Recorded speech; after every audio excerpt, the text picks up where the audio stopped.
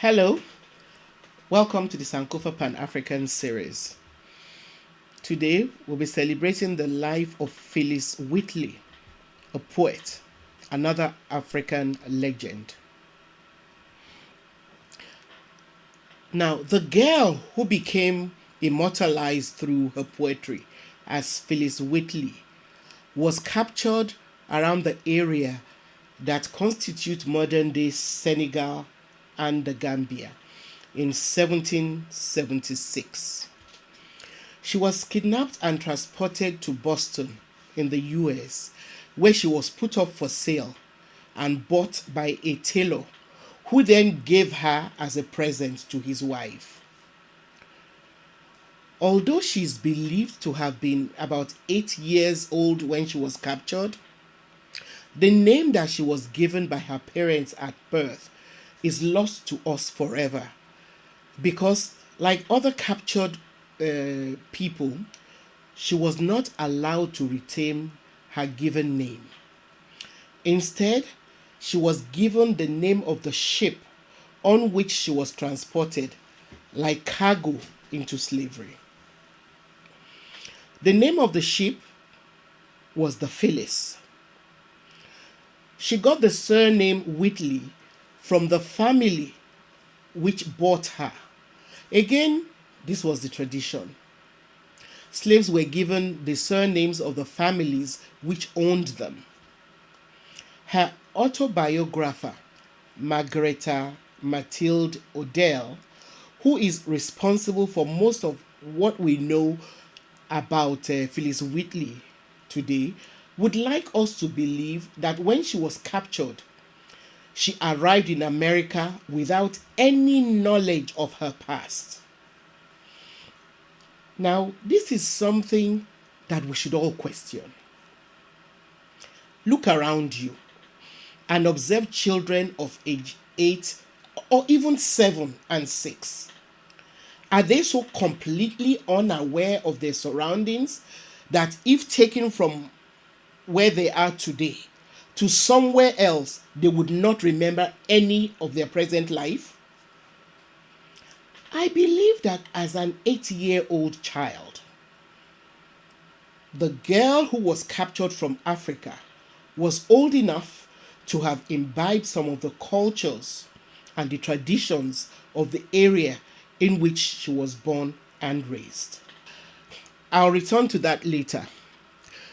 Now, the Encyclopedia Britannica reports that the Wheatley family, who bought and then therefore owned the captive girl, quickly recognized her talent after she was bought. She was kept as a house slave and given privileges that were normally denied other slaves. Margareta Odell reports that the Wheatley family allowed their daughter to teach the young Phillis how to read and write. However, the young girl was so quick to learn that within 2 years, she had mastered the English language and had started learning Greek and Latin.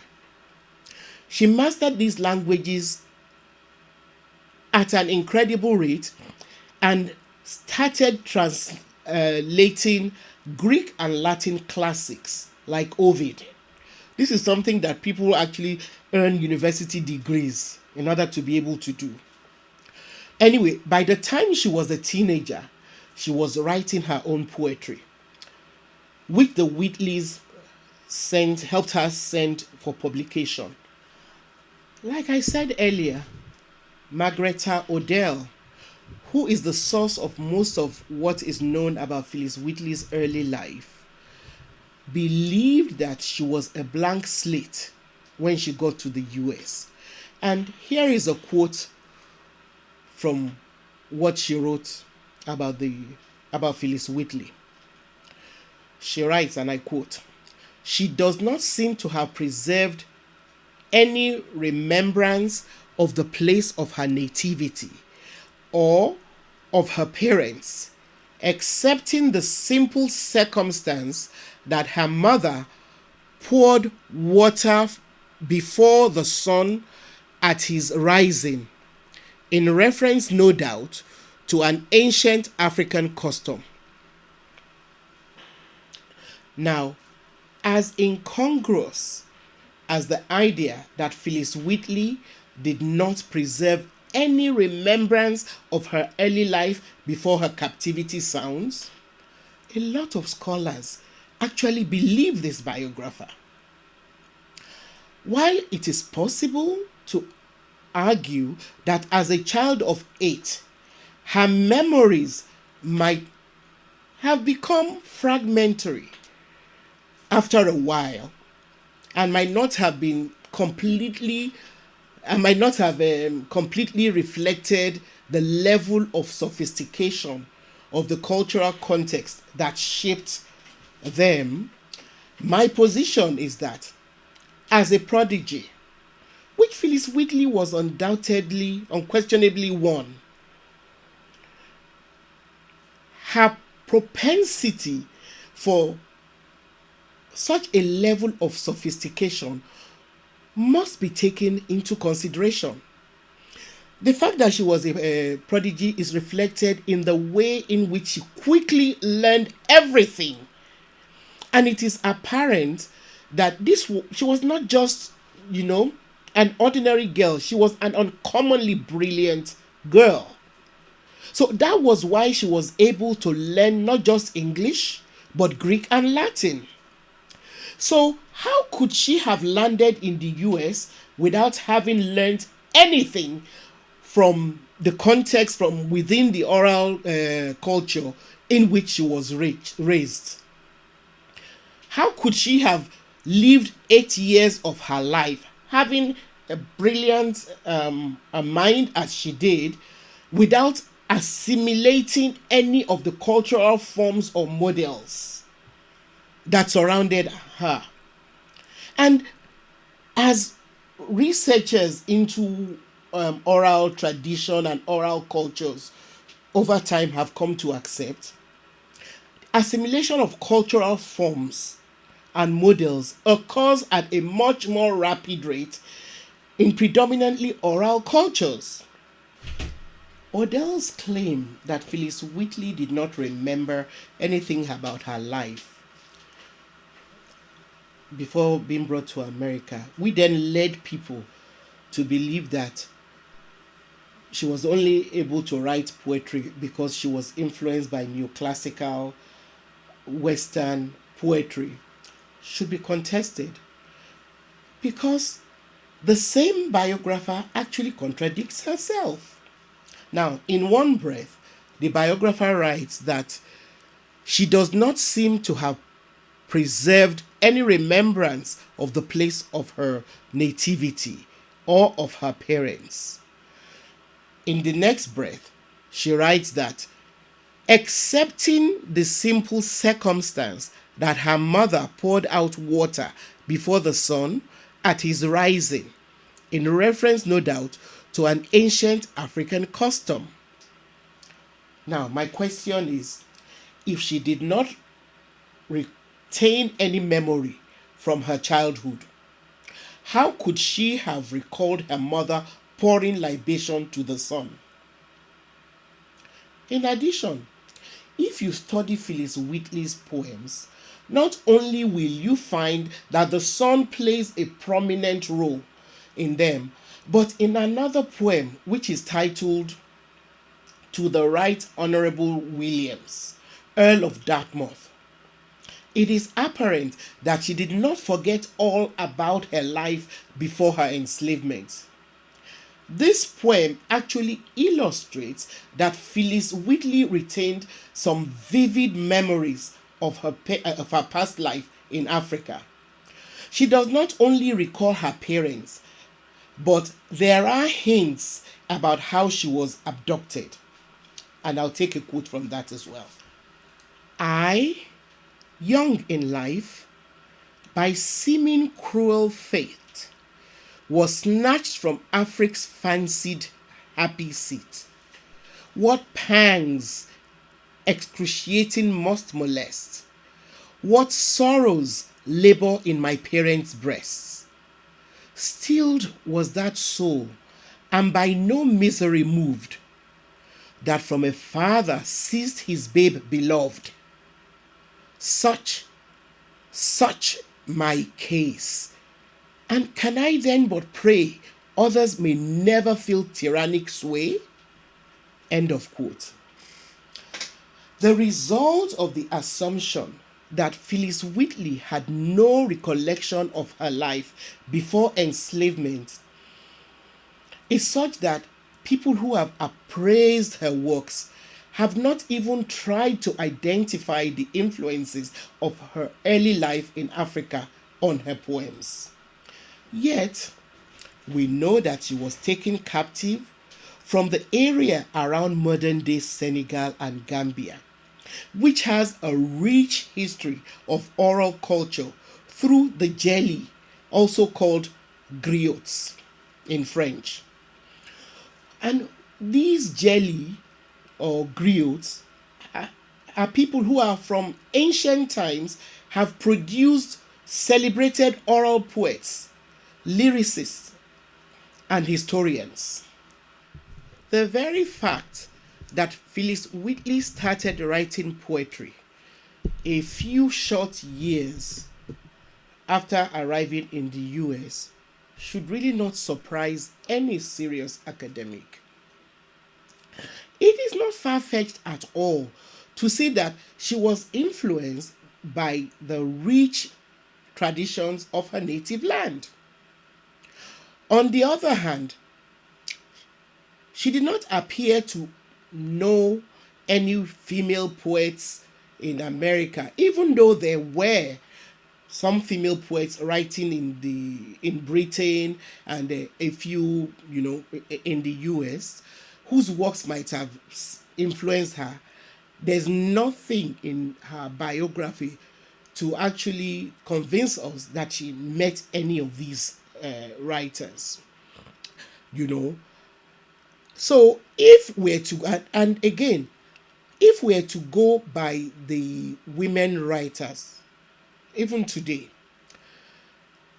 a lot of them actually admit that their mothers and community mothers who were versed in oral traditions influenced their ability to see themselves as creators of stories and poems.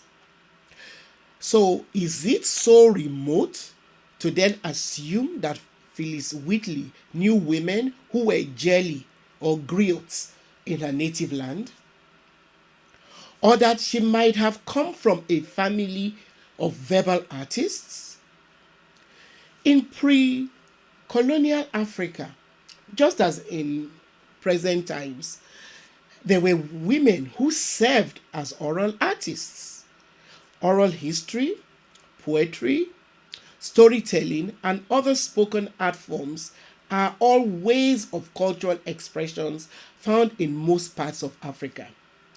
This rich history of oral traditions is not unique to Senegambia, to the Senegambia area at all.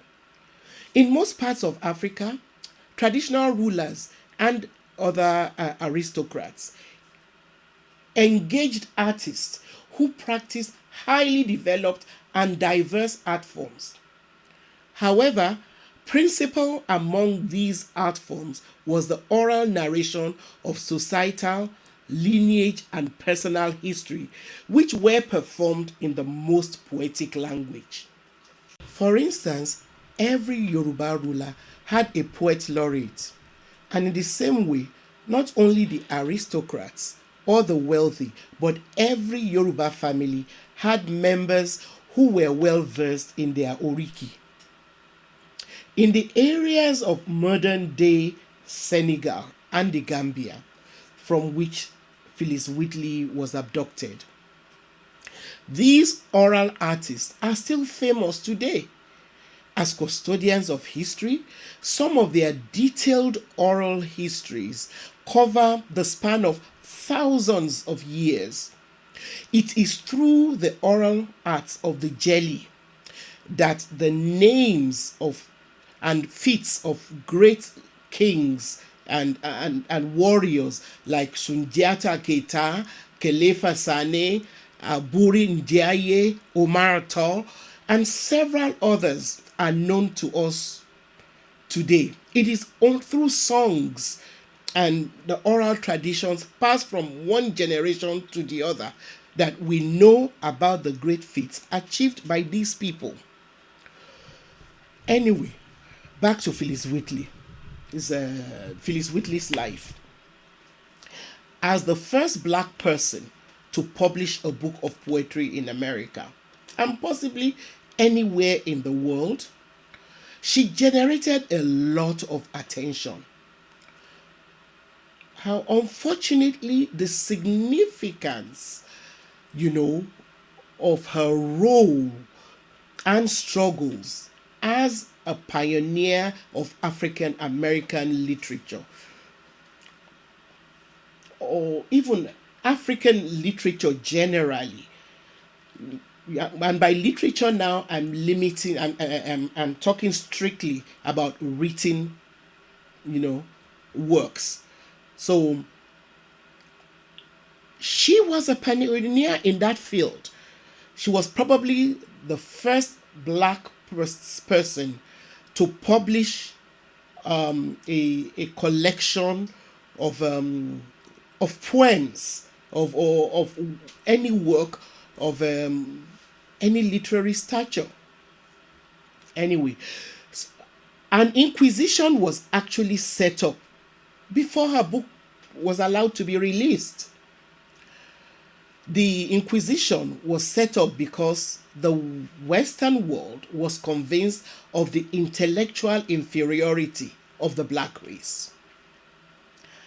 According to Henry Louis Gates Jr., in a book titled The Trials of Phillis Wheatley, a panel was assembled to verify the authorship of her poems and to answer an even larger question, which was a Negro actually capable of producing literature? Even way before that Inquisition, notable Western philosophers and thinkers like Francis Bacon, René Descartes, David Hume, Immanuel Kant, and George Frederick Hegel had speculated on the humanity of Africans and concluded that Negroes were intellectually inferior to white people.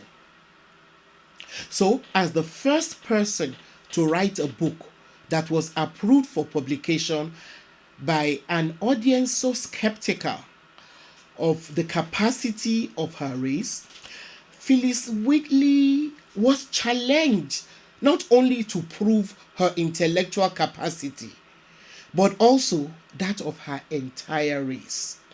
Imagine the weight of a whole race on the shoulders of this young woman.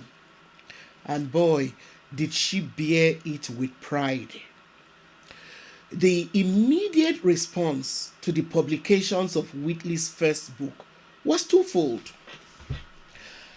People like Voltaire became actually convinced, of the ability of black people to create art for the first time. And because of this change in their belief about black people, even the anti-slavery writers now started citing her as proof positive of the equality of Africans and a reason for the abolition of slavery. So this woman's writing was instrumental, in the abolition of slavery, because she was proof that the black people were intellectual equals to the whites who enslaved them. However, there were others who refused to change their views. And an example of them, believe it or not, was Thomas Jefferson. Yes, the same celebrated president, Thomas Jefferson, who, rather than concede the equality of Africans, shifted the goalposts. moved the argument away from the question of whether or not Phillis Wheatley was, as a black person, had a soul and therefore the ability to write. Instead, he now decided to focus on examining and rubbishing the quality of her work. When Jefferson was finally forced to concede that Africans had souls, he continued to maintain their inferiority. As such, he found it necessary to dismiss her writing by asserting that her poems were below the dignity of criticism. This same Jefferson, over several years, raped his late wife's half sister and fathered several children by her. The evil of slavery made it acceptable